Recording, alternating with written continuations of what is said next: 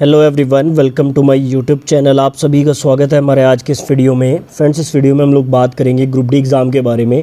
देखिए, आपको पता है कि जो ग्रुप डी की टेंटेटिव एग्ज़ाम डेट है वो जुलाई लास्ट कहा गया है, लेकिन जुलाई में तो आपका एग्ज़ाम होना थोड़ा सा कम चांसेस हैं। लेकिन जहाँ तक उम्मीद है अगस्त के फर्स्ट वीक में या फिर मिड अगस्त में आपका एग्ज़ाम डेफिनेटली स्टार्ट हो सकता है। टेंडर का प्रोसेस चल रहा है, जल्दी आपको उसका भी अपडेट मिलेगा। तो इस वीडियो में हम जो एग्ज़ाम डेट पर बात नहीं करेंगे, हम यहाँ पर बात करेंगे कि किस तरह आप ग्रुप डी में 45 नंबर अपने पक्के कर सकते हैं। अब ये 45 नंबर कौन से हैं, मैं आपको बता दूं। ग्रुप डी में 25 नंबर की सेपरेट साइंस पूछी जाएगी, आप सभी लोग इस बात से अवेयर हैं। साथ में 20 नंबर में आपसे करंट अफेयर और स्टैटिक जीके का जो पोर्शन है वो पूछा जाएगा। अब देखिए, अगर टोटल देखा जाए तो आपके पास पूरा जून बचा हुआ है, पूरा जुलाई आपके पास बचा हुआ है, क्योंकि जुलाई लास्ट में भी अगर नोटिस आता है तो अगस्त में एग्जाम स्टार्ट होगा। तो इन 2 महीने में आप लोग जो है साइंस और करंट अफेयर को किस तरह से प्रिपेयर कर सकते हैं। मेनली यहाँ पर प्रॉब्लम स्टूडेंट के साथ आती है करंट अफेयर को लेकर। करंट अफेयर कितना पुराना पढ़ें, कहाँ से करंट अफेयर के क्वेश्चन आते हैं, कौन सी बुक से पढ़ें जो 1-2 क्वेश्चन हमें देखने को मिल जाए। साइंस के रिगार्डिंग भी मैं आपको बताऊंगा कि कुछ लोग पूछते हैं कि सर साइंस के जो क्वेश्चन है वो किस बुक से पूछे जाते हैं, क्या प्रीवियस ईयर के क्वेश्चन रिपीट होंगे, प्रीवियस ईयर पढ़ने से कितना फायदा है। तो ये सारी बातें इस वीडियो में मैं डिस्कस करूंगा। करंट अफेयर आपको कितने दिन पुराना पढ़ना है, कौन सी बुक से पढ़ना है, वो भी मैं आपको बताऊंगा। एक बहुत ही अच्छी बुक यहाँ पर मैं आपको बताने वाला हूँ करंट अफेयर के लिए, जो मैं पर्सनली खुद भी यूज़ कर रहा हूँ अपने एनटीपीसी एग्जाम के लिए। तो वो वाली बुक भी आप ले सकते हैं। तो वीडियो आपको एंड तक देखना है, छोटा सा वीडियो रहेगा, बहुत ज़्यादा यूजफुल जानकारी आपको इस वीडियो में मिलेगी। और चैनल को अभी तक सब्सक्राइब नहीं किया है तो चैनल को सब्सक्राइब करके बेल आइकन को जरूर प्रेस करें। तो बात करते हैं सबसे पहले साइंस की। देखिए, जैसा आपको पता है कि ग्रुप डी में जो है 25 नंबर की बिल्कुल सेपरेट साइंस पूछी जानी है। तो मेरे पास जो है काफ़ी सारे कमेंट आते हैं कि सर अब लास्ट मोमेंट पर हम कौन सी बुक से पढ़ें। तो देखो, सबसे पहले तो मेरा सजेशन आप लोगों के लिए ये रहेगा कि इस लास्ट मोमेंट पर, आखिरी जो 60 दिन आपके पास बचे हुए हैं, इस मोमेंट पर आपको कोई भी अपनी बुक चेंज नहीं करनी है। अक्सर स्टूडेंट क्या गलती करते हैं, जैसे कुछ स्टूडेंट तो यहाँ पर ऐसे जो कंटिन्यूसली पढ़ाई कर रहे हैं। अब देखिए, जब स्टूडेंट कंटिन्यूसली पढ़ाई करता है, एक बुक को वो 2-3 बार कर लेता है, उसके बाद जो है फिर से उस बुक को उठाने का मन नहीं करता है, उसको पढ़ने का मन नहीं करता है, तो उस मोमेंट पर स्टूडेंट बुक चेंज करना चाहते हैं। या फिर कुछ स्टूडेंट ऐसे हैं जिन्होंने पहले तैयारी करी थी, बीच में तैयारी छोड़ दी थी, वो कोई नई बुक ट्राई करना चाहते हैं। मैंने काफ़ी स्टूडेंट को देखा है, जब मैं ऑफलाइन कोचिंग कराया करता था तो मेरे पास बहुत सारे ऐसे स्टूडेंट आते थे जिनको बुक्स लेने का बहुत शौक था। नई नई बुक्स लेकर आते थे कि सर मैं आज ये वाली बुक लेकर आया हूँ, क्या इससे पढ़ें। तो देखिए, सबसे बड़ी जो गलती स्टूडेंट करते हैं वो लास्ट मोमेंट पर बुक्स को चेंज करना या फिर टीचर्स को चेंज करना, ये रहता है। लास्ट मोमेंट पर ना तो आपको टीचर को चेंज करना चाहिए और बुक्स को तो बिल्कुल भी चेंज नहीं करना चाहिए। साइंस के लिए अगर मैं बात करूँ, मैं हमेशा से आपको एक बात बोलता हूँ कि देखिए, नोट्स बनाना सबसे बेहतर रहता है। और मुझे उम्मीद है कि आप में से जितने भी सीरियस स्टूडेंट हैं उन सभी ने नोट्स बनाए हुए होंगे। तो इस लास्ट मोमेंट पर आपको क्या करना है, अपने साइंस के नोट्स को ज़्यादा से ज़्यादा रिवाइज करना है। एक चीज़ मैं आपको बिल्कुल प्रैक्टिकली बताता हूं। देखिए, जब आप अपने नोट्स पढ़ते हैं, आप उसको पहली बार रीड करते हैं तो उसमें कुछ चीज़ें आपके माइंड में सेट हो जाती है, लेकिन कुछ चीज़ें स्किप हो जाती हैं। जब आप उसको दोबारा पढ़ते हैं तो फिर कुछ चीज़ें और रिमाइंड होती हैं। अगर आप एक ही टॉपिक को, एक ही कंसेप्ट को जो है 5 से 7 बार पढ़ते हैं तो गारंटीड आप 50 क्वेश्चन खुद ही उसमें से निकाल लेंगे, क्योंकि जब बारीकी में चीज़ों को पढ़ा जाता है तो क्वेश्चन खुद ही बनने स्टार्ट हो जाते हैं। अगर आपने अच्छे से नोट्स बनाए हुए हैं, पूरे टॉपिक्स आपने नोट्स में कवर किए हैं, तो नोट्स पढ़ने से भी आपका सिलेक्शन हो सकता है। बिल्कुल सही सुना आप लोगों ने, आपको क्वेश्चन करने की भी जरूरत नहीं है, प्रीवियस ईयर करने की भी जरूरत नहीं है। प्रीवियस ईयर बेसिकली इसलिए किए जाते हैं कि ताकि आपको पैटर्न का पता लग जाए। तो अगर आप अपने कंसेप्ट अच्छे से मजबूत कर चुके हैं, नोट्स आपने प्रॉपर बनाए हुए हैं, तो इस लास्ट मोमेंट पर सबसे पहले आपको अपने साइंस के नोट्स पढ़ने हैं। अब नोट्स पढ़ने के बाद आपको प्रीवियस ईयर पढ़ने हैं। अब यहाँ पर काफी स्टूडेंट का सवाल ये रहता है कि सर जो प्रीवियस ईयर है, और मैं आपको एक बुक स्टार्टिंग से रिकमेंड करता आया हूँ, यूथ कॉम्पिटिशन टाइम्स की, वो वाली बुक मुझे इसलिए अच्छी लगती है कि उसमें एरर बहुत ही कम है, ना के बराबर मुझे उसमें एरर मिले हैं। उसके अलावा क्वेश्चंस भी बहुत ज़्यादा हैं। टीसीएस के जितने भी एग्जाम्स हुए हैं पहले आपके रेलवे के, वो सारे क्वेश्चन उन्होंने कवर किए हैं। कुछ स्टूडेंट पूछते हैं कि सर जो एग्जाम कंडक्टिंग एजेंसी है वो अभी फाइनल नहीं हुई है, तो हमें किस बुक से पढ़ना चाहिए। देखो यार, जो प्रीवियस ईयर होते हैं ना, वो कंसेप्ट से ही होते हैं।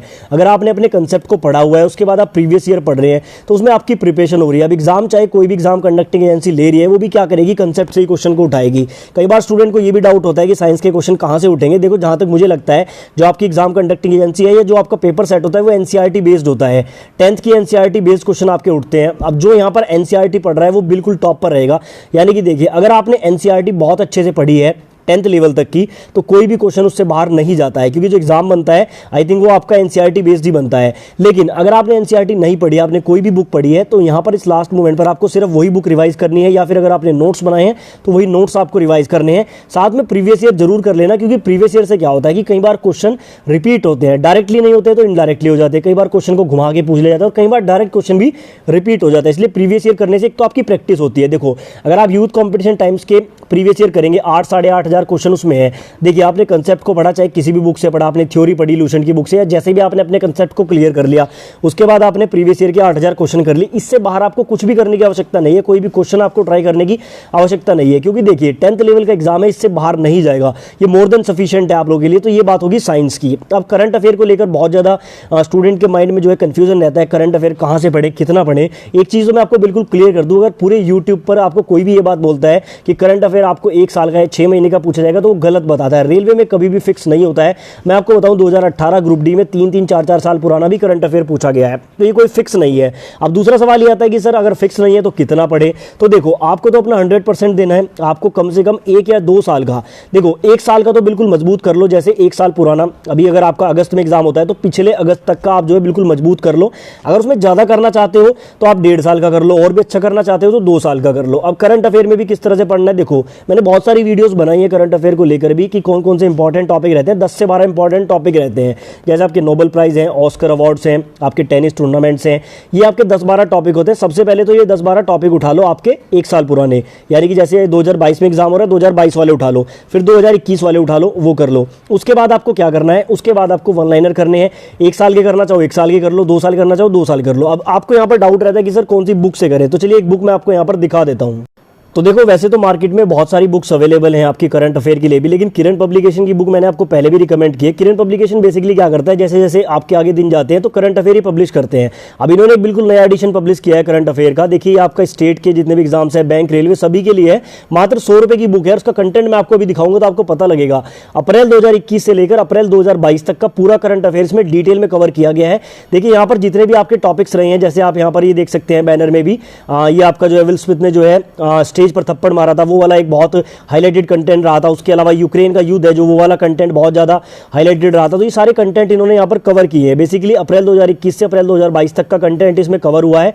यहाँ पर आप लोग अंदर से भी इस बुक को देख सकते हैं, इसमें बहुत सारे टॉपिक्स आपके कवर किए गए। मात्र 100 रुपये की बुक है, नज़दीकी बुक स्टोर से आप ले लेना, ये कोई प्रमोशन नहीं है। नज़दीकी बुक स्टोर पर जाओगे तो वहाँ पर आपको मिल जाएगी 70 से 80 रुपये में, तो वहाँ से ले लेना। कंटेंट की बात करूँ तो इसमें सारा ही कंटेंट आपको मिल जाएगा। देखिए जैसे केंद्रीय बजट 2022-23 के जितने क्वेश्चन बनते हैं वो आपको मिल जाएंगे। आर्थिक सर्वेक्षण, गणतंत्र दिवस 2022 हो गया, आपका रूस और यूक्रेन का जो युद्ध हो गया वो इसमें, टोक्यो ओलंपिक और भारत, प्रमुख नियुक्तियां जितनी भी हुई हैं, देखिए इंपॉर्टेंट टॉपिक में आता है। अंतर्राष्ट्रीय नियुक्तियां, आपके प्रमुख निधन, अगर कोई निधन हुआ है वो इसमें कवर किया गया है। तो देखिए सारे टॉपिक यहाँ पर कवर किए गए। लगभग आप कह सकते हैं यहाँ पर 38 टॉपिक इन्होंने कवर किए हैं, जो मेन आपके क्वेश्चन जहाँ से बनते हैं।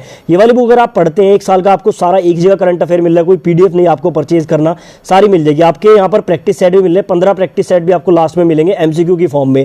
तो ये सारा पढ़ के आप प्रैक्टिस सेट भी लगा सकते हैं। और करंट अफेयर की अगर मैं बात करूँ, 10 से 12 नंबर तक का करंट अफेयर आपके एग्जाम में पूछा जा सकता है। एक टॉपिक में आपको दिखा देता हूं, जैसे रूस का यूक्रेन के साथ जो युद्ध हुआ था, देखिए एक पेज में इन्होंने पूरा कंटेंट यहां पर कवर किया है। जितने भी सवाल यहां से बनते हैं जो आपसे पूछे जा सकते हैं, और ऐसे ही टॉपिक से एग्जाम में सवाल पूछे जाते हैं, वो सारे इन्होंने यहां पर कवर किए हैं। तो ये वाली बुक आप ले सकते हैं किसी भी नजदीकी बुक स्टॉल से जाकर। और एक बार बैनर में आपको दिखा देता हूं, यहां पर आप इसका स्क्रीनशॉट ले लो, और स्क्रीनशॉट लेके आप जो है इसको ले सकते हैं, ठीक है ना। मैंने अभी ये मंगाई थी इसलिए मैंने आपको दिखा दी, मैं इसी से पढ़ रहा हूं। मैंने पिछले साल की मंगाई थी, यानी कि जो उससे प्रीवियस थी वो भी मैंने पढ़ी थी, लेकिन करंट अफेयर आपको लेटेस्ट ही पढ़ना होता है, तो ये वाली बुक आप जरूर ले लें, ठीक है ना। इसका स्क्रीनशॉट आप ले लेना। तो देखिए मैंने आपको बताया कि साइंस आपको कैसे पढ़नी है, करंट अफेयर आपको कैसे पढ़नी है, ठीक है ना। कितने दिन की करंट अफेयर पढ़नी है वो मैंने आपको बताया। अब किस बुक से ज़्यादा क्वेश्चन पूछे जाते हैं, एक स्टूडेंट ने मुझसे सवाल पूछा था कि सर अगर टीसीएस एग्जाम लेता है तो कोई भी कंपनी एग्जाम लेती है, किस बुक से ज़्यादा क्वेश्चन आते हैं। देखो यार ऐसा कुछ फिक्स नहीं होता है। जैसे मैंने आपको बताया है कि जो आपका एनसीईआरटी है वहाँ से जनरली क्वेश्चन जो है आपके बनेंगे। अब एनसीईआरटी के आधार पर ही बाकी बुक्स प्रिंटेड है, आप चाहे कहीं से भी पढ़ो। मेरा कहने का मतलब सिर्फ इतना है कि आपको जो है अपना कंसेप्ट पूरा पढ़ना है। क्वेश्चन आप प्रीवियस ईयर पढ़ रहे हो तो उससे बाहर कोई भी क्वेश्चन नहीं जाएगा। ऐसा एग्जैक्ट नहीं होता है कि स्पीडी की बुक से ही क्वेश्चन आ रहे हैं, किरण की बुक से क्वेश्चन आ रहे हैं। क्वेश्चन आपका आता है कंसेप्ट से, ठीक है ना। कंसेप्ट क्लियर कर लो, ये बुक का मैटर आपका बिल्कुल खत्म हो जाएगा। तो जैसा मैंने आपको बताया, अंतिम 60 दिनों में जो है साइंस और करंट अफेयर आप बहुत अच्छे से प्रिपेयर कर सकते हैं, 45 नंबर अपने सिक्योर कर सकते हैं। बाकी आप किस टॉपिक पर वीडियो चाहते हैं मुझे कमेंट बॉक्स में जरूर बताएं, और ये वीडियो आपको कैसा लगा कमेंट करके जरूर बताएं। अच्छा लगा है तो चैनल को सब्सक्राइब और वीडियो को लाइक जरूर करें।